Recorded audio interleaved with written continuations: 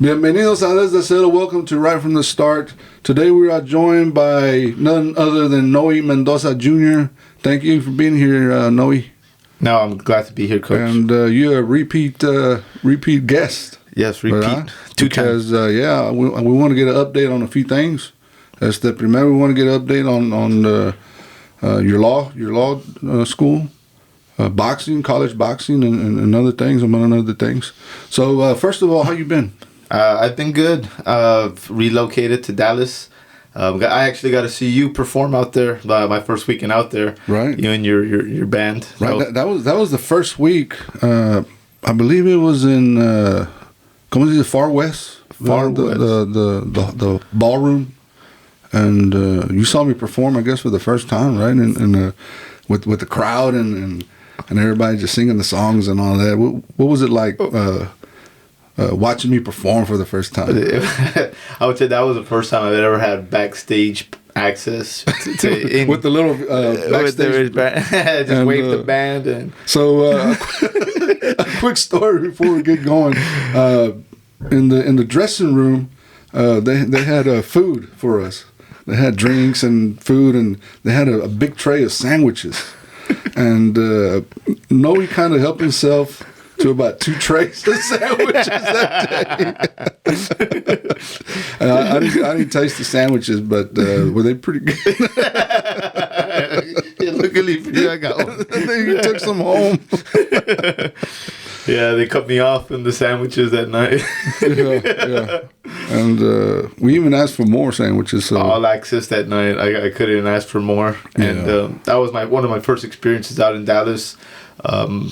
It's been a good experience out there. I've been received well. I've made a lot of friends and good connections. So first of all, tell everybody what you're doing out there in Dallas. Out in Dallas. Okay, so I've...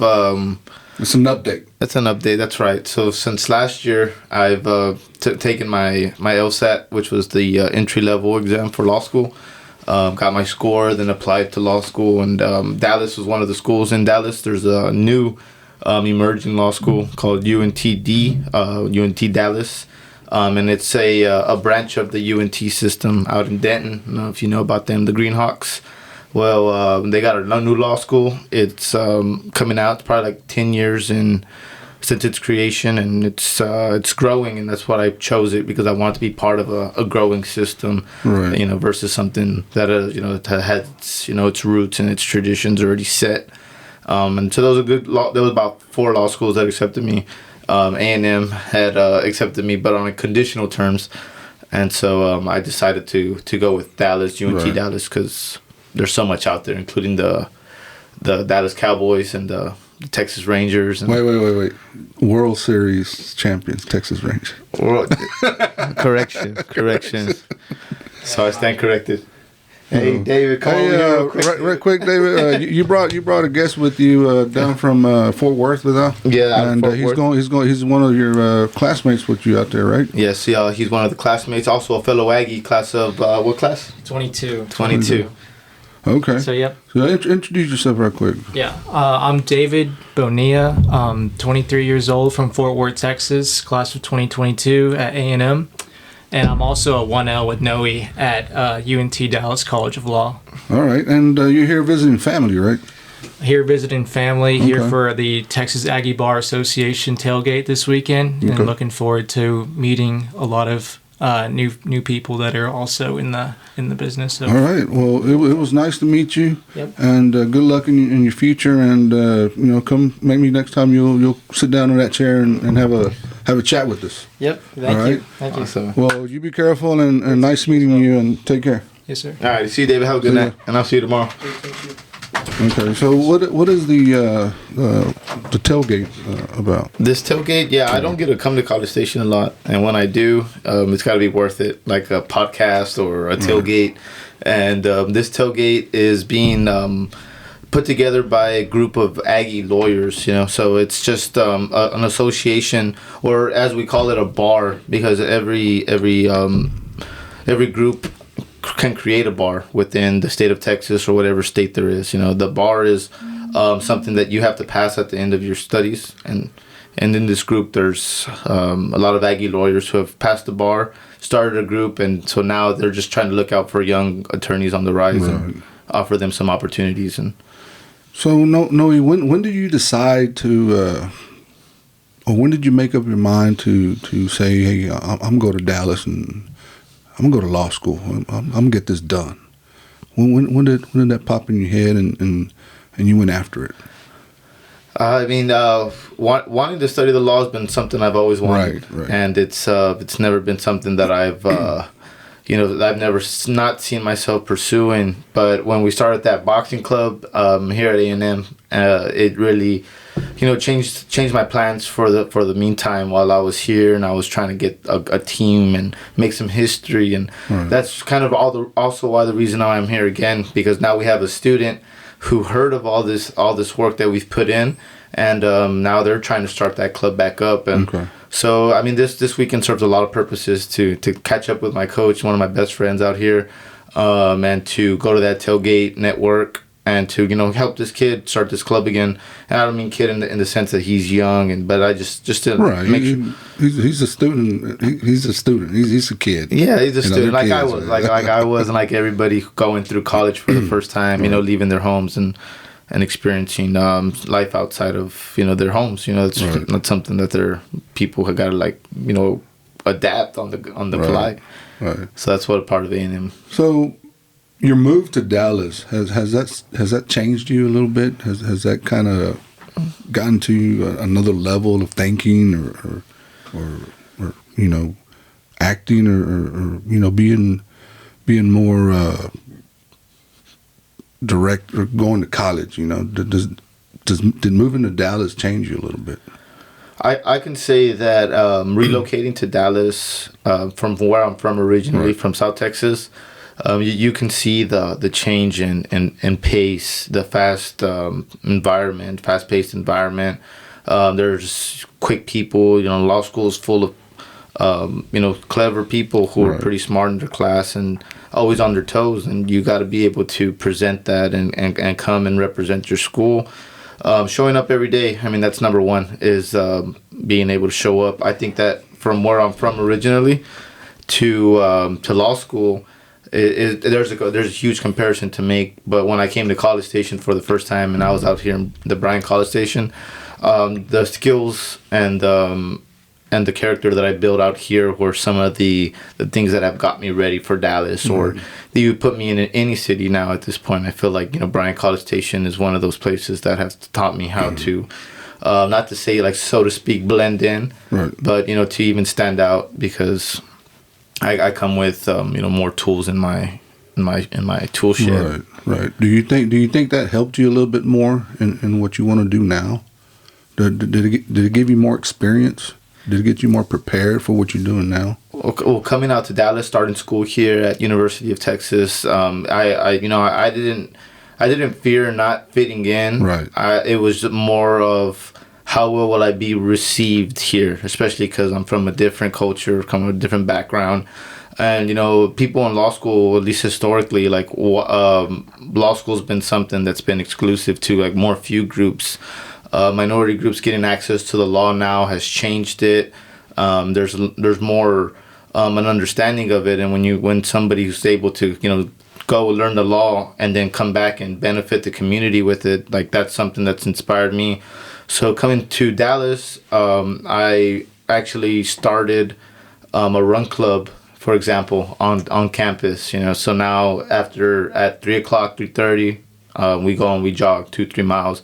And that's because the law, there's a lot of statistics out there that have been surveyed and answered by lawyers that practice, and there's alcohol abuse, there's substance abuse out there, and it's because it's a stressful job. You're taking on a lot of people's legal problems, and you have to come up with a solution. That's what lawyers are, problem solvers.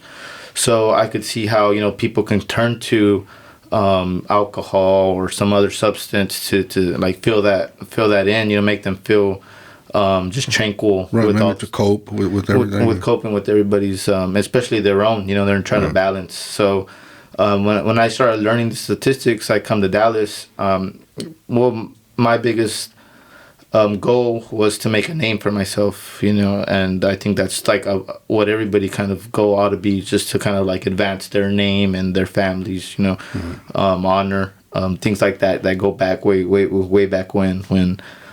So going to Dallas, I actually, part of an entering class, we're very diverse, and that's the coolest thing about University of Texas, that Dallas and law school, not North Texas, Dallas and law school, is that this pool of candidates and these schools actually giving more opportunity to disadvantaged background individuals, because in a way that's what the law should be about. And so this school is why I chose that school, because they like to help the public, and that's what they're really for, public service. Okay.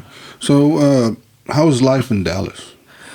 Do you enjoy it? Is it way different? You go out, you kind of I'm pretty sure you made new friends and new groups and all this. How is life in Dallas? Well, life in Dallas has changed me in many ways, because as I've mentioned, it's fast paced.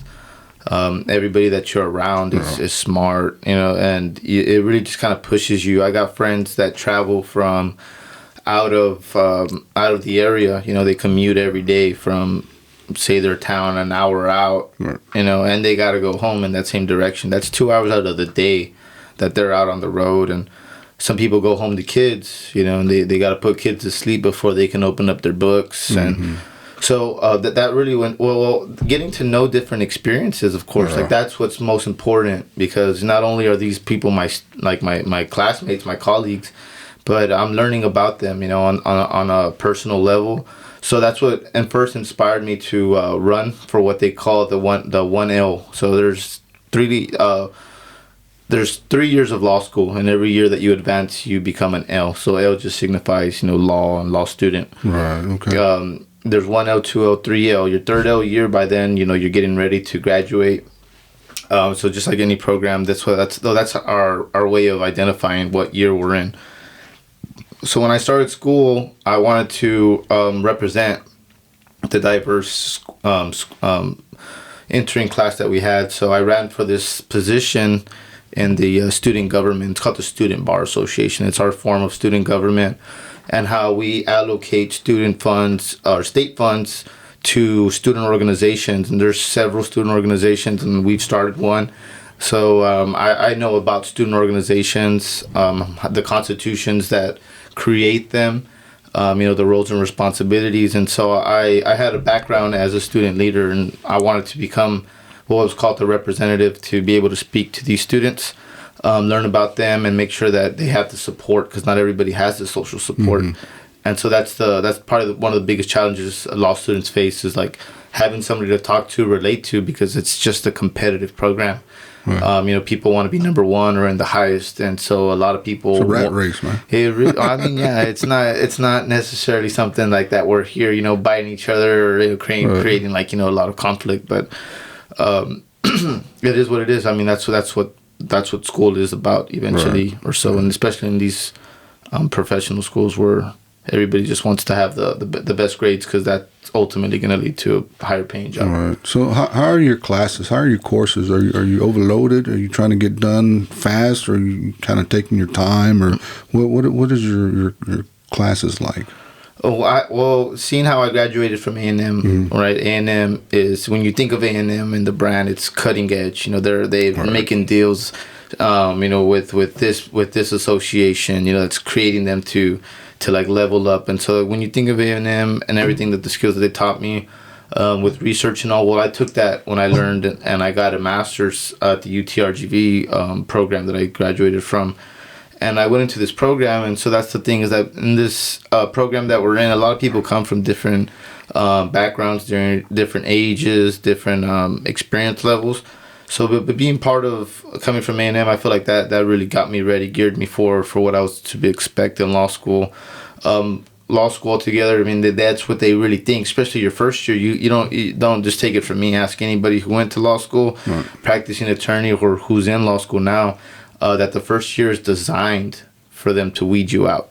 That they're going to give you a lot of work.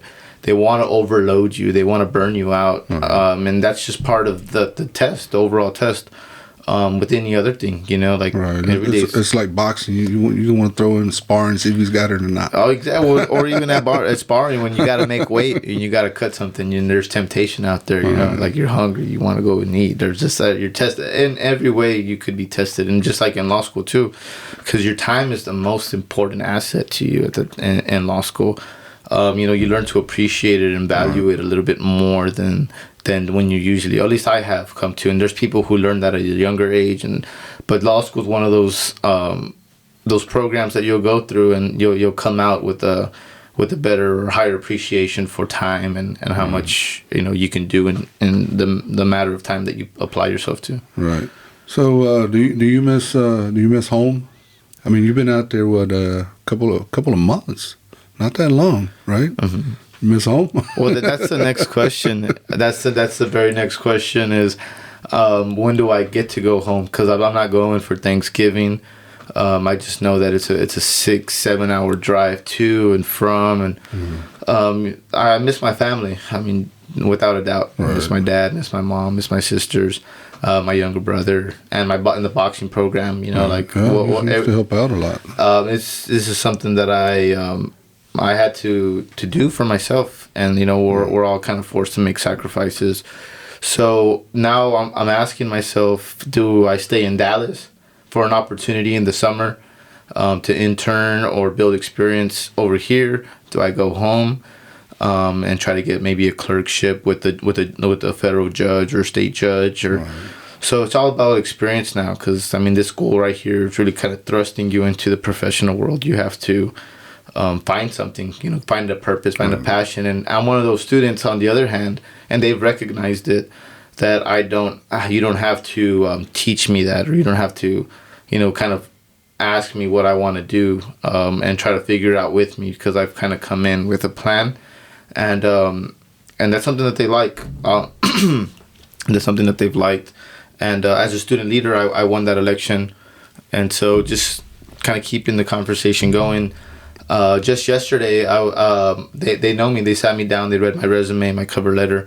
We talked about all the sports, my involvement, and they see it, and they have a way of taking skills that they see on paper, putting it into words, into skills, into traits that you could use to your advantage. And so that's a cool thing that they've taught me, is how to look at these skills through a different lens, because they help you word it, and that's more important. Expressing yourself and like what you've been through, and how it makes you like a candidate out there for a position that All right.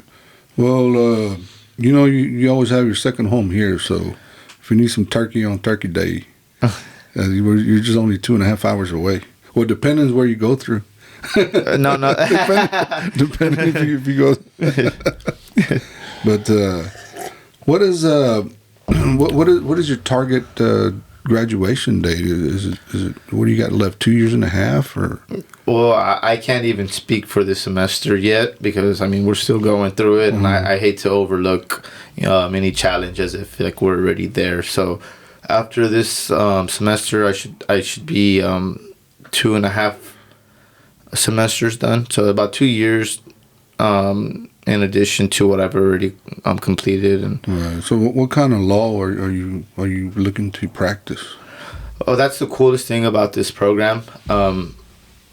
They're a new program, but they do such a good job at bringing in practicing attorneys from all backgrounds, and they're guest speakers. And well, since I'm a student leader on campus with that election that I won, I come to school prepared and introduce myself, and I've made several contacts. What I've always wanted to do was just come into the field of law, be able to help people.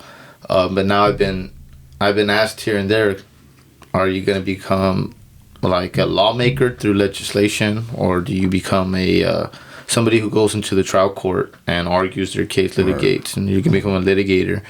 Now I'm at that crossroad now, because I feel like the school that I'm at and what they're geared towards could make me either one. And right now I'm actually very excited about sports and entertainment, because we have a big background coming from that. Okay. Just this week, they offered me. Well, no, they didn't offer it to me as if I got the position, but they told me there was an opening rather. There's an MLB internship that takes place out in the headquarters, I believe, in New York. And they were saying, hey, you know what? This is where the law is all around sports. There's agreements that got to be made, contracts and all that, yeah. Operations, deals that got to be made, and make sure that they're benefiting both parties. But when I was getting that one in the middle of that conversation, believe it or not, I had a classmate of mine, also an A&M grad, by the name of Mitch. Mitch is real into sports and entertainment law as well. Probably follows it more. I would say religiously than I do. Real into college sports, especially how some of these college athletes are now getting money for their name and their image and the likeness of all the profits that the universities have received in the past. So he's educated me in a few areas like that. And so while he was walking by, they're offering me this MLB internship in New York. I actually, said, hey, you know what? This is Mitch. I think Mitch is more qualified. And I think as a leader, you also have to learn when to step aside and, let the right person do the job. Right. So what do you want to do? I mean, do you want to do litigation? Do you want, what's in your heart at this time? I want to litigate. I want to go into the courtroom. I want to make a living in there. I want to, as I have, just be able to speak to the facts of the case, whichever case we're in. I mean, I want to do something that relates to sports. Ultimately, that's something that's my goal. I want to become a promoter. I want to write contracts. I want to be in that field. But what I want to do also is do in a field of personal injury that deals with car accidents.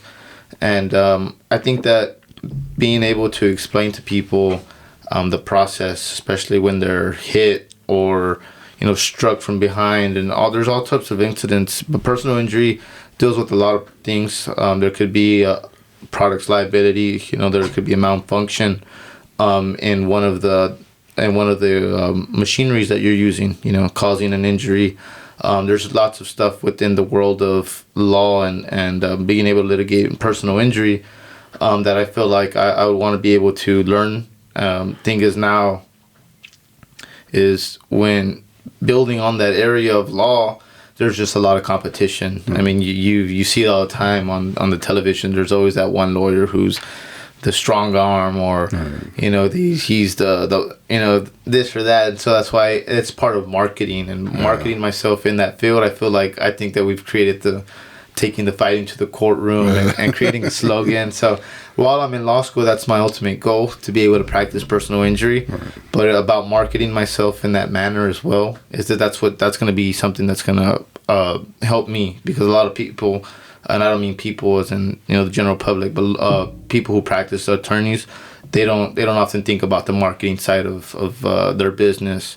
And so I think that's like one of the advantages I'll have going into the field, just helping people out, whoever are involved in an accident or in any type of accident that I could help them with. Right. Well, Noe, I've known you for a few years, right? And I never heard you sound this excited about things that you've done or doing. So you sound very excited about what you're doing right now. You feel excited? Are you loving it? This is something I've wanted to do forever, and I came out here to College Station. I really put these dreams on pause for so long because I was chasing another dream, and now when you merge these two dreams together, it really becomes a feeling that you can't deny, and you see it in me, and you have known me for a long time, so just being able for others to recognize it in me, it goes to show. It's I'm feeling excited for you. You sound good. You look bright. You look excited, man. That's what I'm trying to say is that you sound different. You look different. The first time you came on my podcast, you had a T-shirt on. Now you got a suit on. Yeah, no. Well, here's the cool thing about it is just as a matter of respect, our university or our College of Law does a mentorship program. So they have people who have been in practice for many years. They'll come and they'll sit us down in a conference room, and we'll talk over. We'll get to know them. And since the very beginning of the semester, we toured some courthouses the first Friday. got to meet some judges, not firsthand personally, but at least we did. They talked to us, and we were in a courthouse in suits. It had to be professional formal wear for that, and so we got a taste of that the first Friday. And every Friday after, I said, hey, I got a group of my classmates, and just trying to start a trend, because remember, we're a new school. I said, let's make every Friday formal Friday, and you'll come in a suit. If you want to wear the tie, wear the tie. But now that we have these mentorship programs, and now these practicing attorneys are coming in, no better way to present yourself than formal, semi-formal, and give them the respect that they deserve. They're taking time out of their busy days to come and so that's the coolest thing about it. Started that, it's gone into effect, and now students come dressed up, and when you give them the rationale, like, hey, present yourself, put your best foot forward. People like that, you know what I mean. Yeah, so it's brought a new energy to the school that they've never seen before. Right, that's pretty good. That's pretty awesome, man.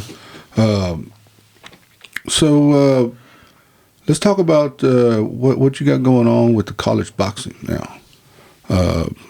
What's the update? What's the word on Aggie boxing, Las Brisas boxing, and the UT-RGV boxing? What's been going on that side of things? Well, college boxing is something that not a lot of coaches or even the boxing community really understands. It's still something that's not accepted generally. Right. But it's a good thing. I like the fact that we've been growing. I took a program back to UT-RGV.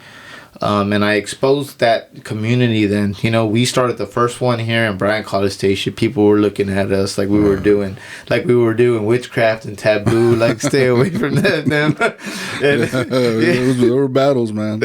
But so one thing is really cool about it is how much acceptance it's been, how much approval it's received over the years. Right, since since starting it, since people scratching their heads, looking at us like, what are you guys doing, or what is this?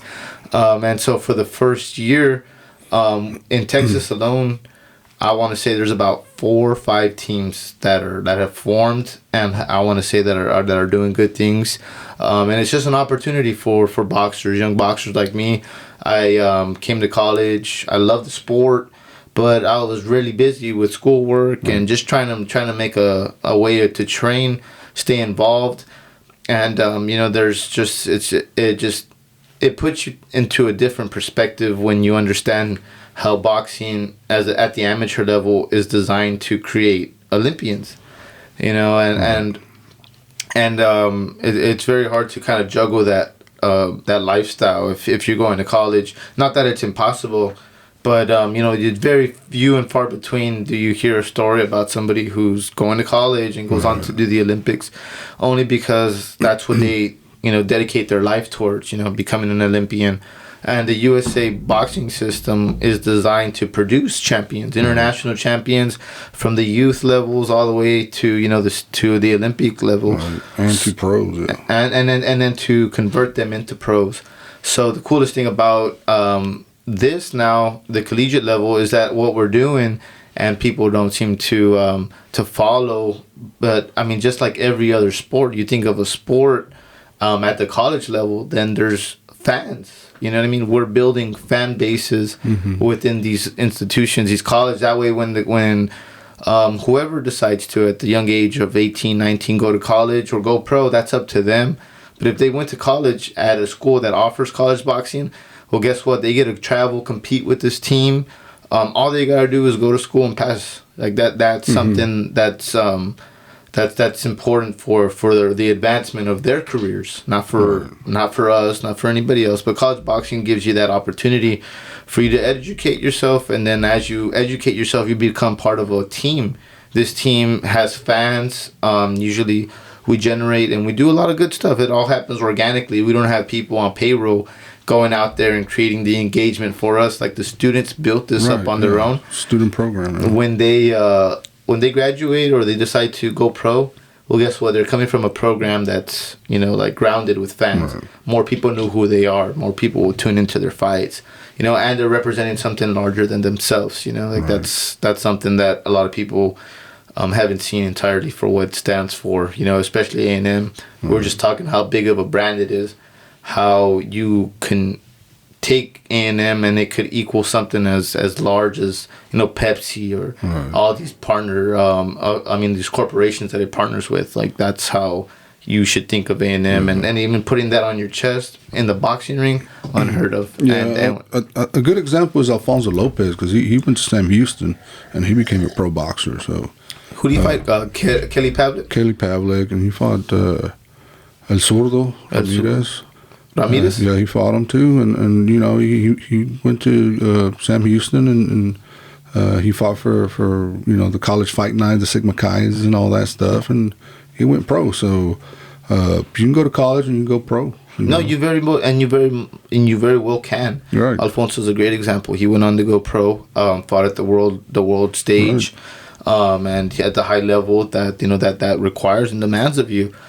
We actually visited him out in Cut and Shoot one time, and they have a team, and that's the thing is that like a lot of these colleges have students who go, but they just don't know how to formulate a team, and that's probably my greatest advice could be towards somebody like that. If you have a dream or a goal, something set in mind, you want to form a team, I could give you that blueprint and we could build that. That's probably my UTRGV, since you left, is the program still running, the boxing program still going? Oh, yeah, and now it's entirely student led. I was there for a year. I showed them, as you showed me, and as whoever showed you, just how to have a program. Like a continuous flowing program.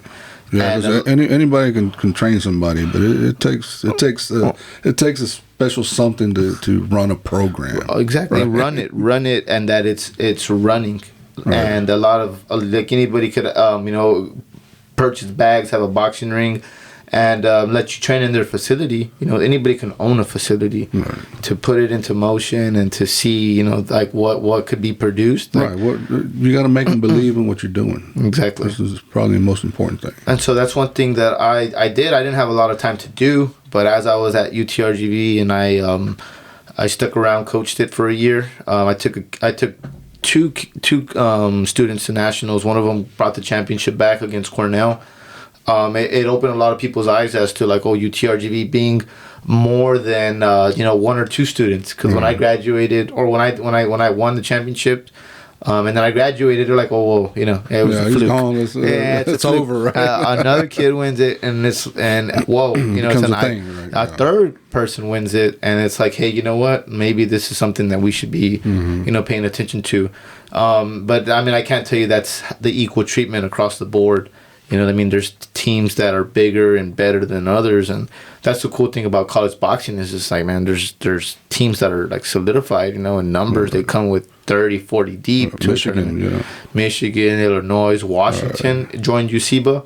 So that's the cool thing about it is the fact that we're opening a lot of people's eyes. We communicate to the student leaders, and they have somebody like me who started 2 clubs that could relate to them and really just tell them and give them the information that they need, so that the people at their superiors in these rec departments who really oversee the activities of the sports, have a better peace of mind knowing that there's insurance and and so that's a lot of things that people don't know. And like a lot of times you think boxing, and that's why boxing is a hard sport to incorporate into any curriculum, because they just naturally think that we're teaching or we're building bullies when in fact we're so organization is an organized organization. UCIBA it's USA Boxing, and they have liability insurance, and they have all the they have everything covered. Give me an update on the Texas A&M Boxing Club. What is happening there? The coolest thing about Texas A&M Boxing Club is, like I said, we built something. COVID came around, knocked us down. Club disappeared because it relies on students, and that's the coolest thing about these clubs is that like students and leaders have to kind of build themselves and emerge. They got to step up, and somebody stepped up after COVID. they said, hey, you know what? I like the groundwork. I look back. I saw, I learned the history about this club, and they wanted to reinstate it. So they've done the paperwork now. I think he's a junior now, and they're back on that process of going through the painstaking, paperwork. Yeah, paperwork and this and that, and so I'm providing all that for them now again. Right. Because, over the years, you just build it up, you collect it, and now it's like, hey, it's easily like, here you go, show them this. And so A&M is now, I want to say about a month or two from getting their club back recognized on campus. Okay. And then that's the first step to getting them back onto the UCBA.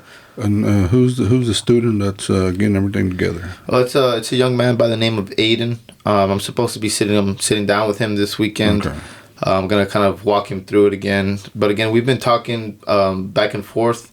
And there's also another men's organization here on campus that puts together a boxing event, charity event for cancer. We're looking to organize with them and let them know. Hopefully we can get that through UCBA as well. Right. So the winner of that, we want to keep them going. Let them know that whoever wins that event qualifies for nationals.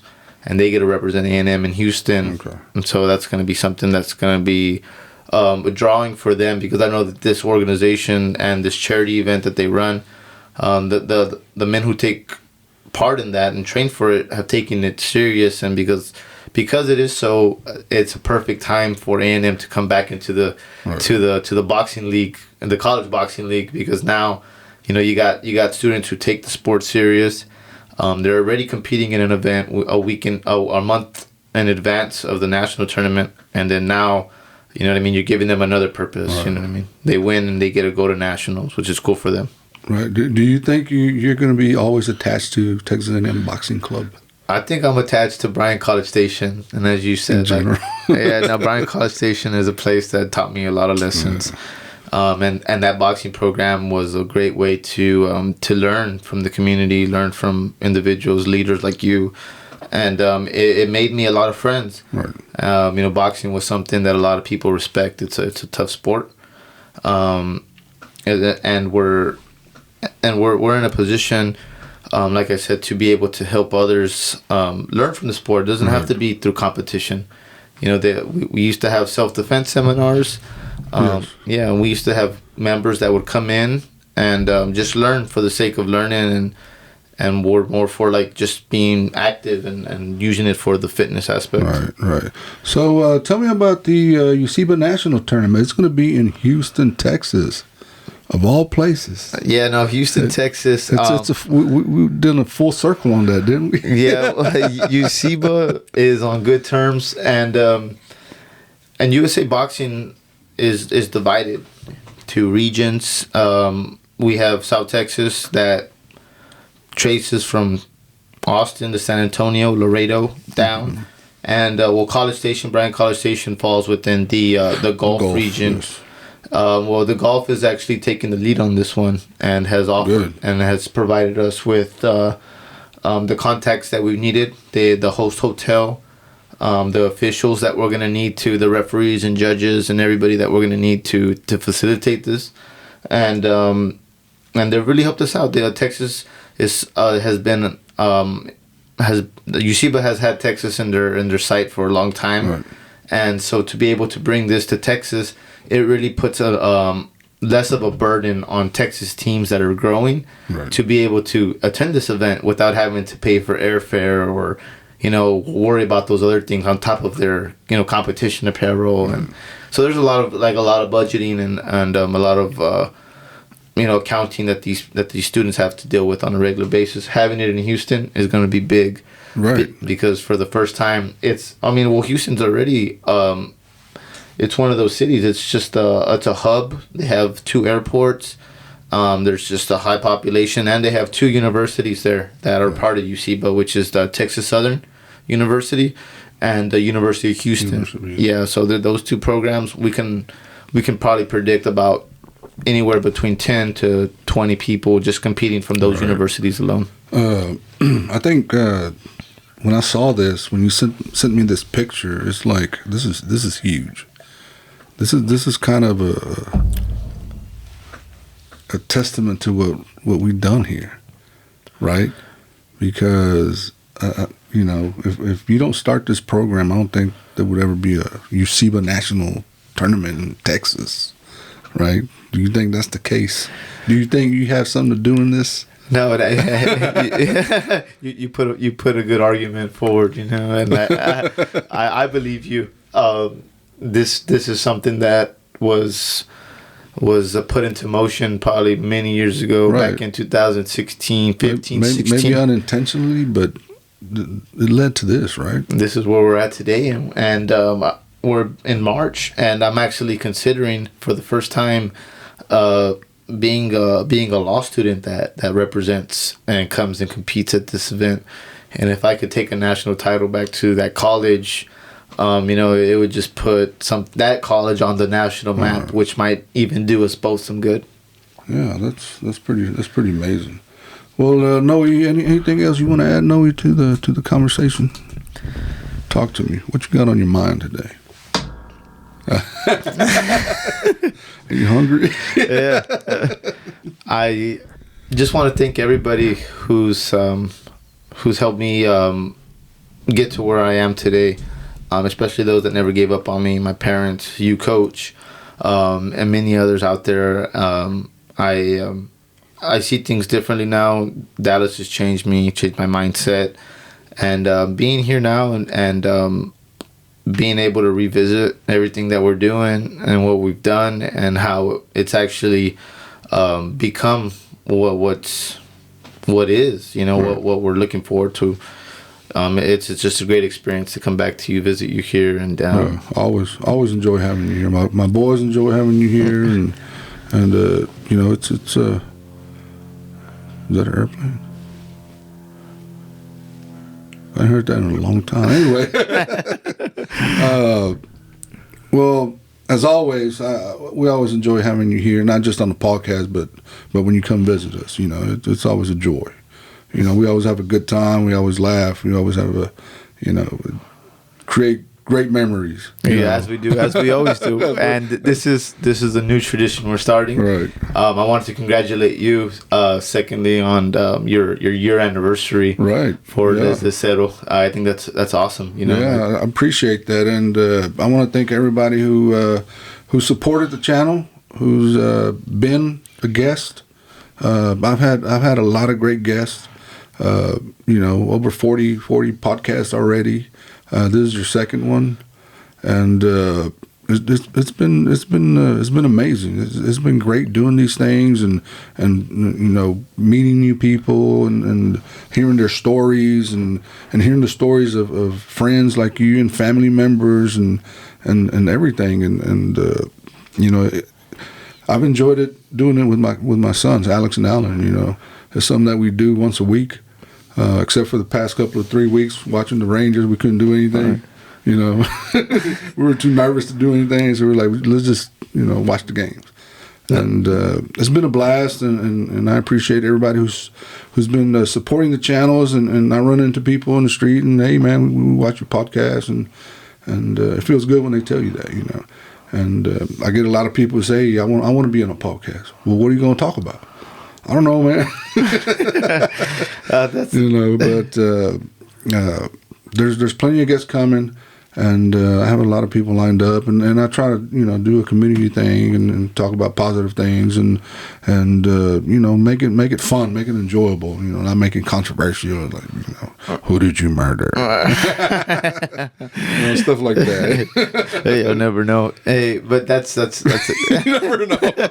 No, but I've loved what you've done with your podcast. It's inspired me, you know, to not to start a podcast, but to as you've done, you know, like go out there and hear other people's stories. That's what, you know, what brings a better understanding of the community, and you're doing that for others. Yeah, I think it's important. I think it's important to have these podcasts, and if anybody wants to start a podcast and they want to ask me how did I do my podcast, you know, you're more than welcome to ask. You know, anybody can start a podcast. You just want to do it, you know, and I'm having fun with it. It's a fun thing to do. So, Noe, you want to send any shout outs before we go somewhere? Yeah, I just want to let all the ladies know I'm off the market now. I got a girlfriend, and I'm taking her very seriously. And aside from that, my family, my loved ones, and all my friends that I've made. You know what I mean? That's it's a beautiful thing, including David, who was here earlier today. But so I'm here for the weekend really quickly for the Texas Aggie Bar Association. It's a group of attorneys who have graduated from A&M, formed a bar association, a group, and they're hosting a tailgate. So let's see who I meet. Who knows? It could set me up for life or change the trajectory of my path. This is somewhat can happen within a day, let alone a year. Which again, congratulations for a whole year. Yeah, people know people that people don't know. Exactly. One of the things I've always told you. That's cool. And nothing good happens after midnight. Yeah, that's the big one. That's the big one. Well, Noe, again, I want to appreciate you for being on the podcast, Desde Cero con Manuel. And please subscribe to the channel. Keep supporting our channel. And, we look forward to the next year and more special guests. Yeah, and I'll be here next year. And remember, hasta el millón. Hasta el millón. All right, everybody. Well, thank y'all for being with us. And we see y'all next time. And thank you.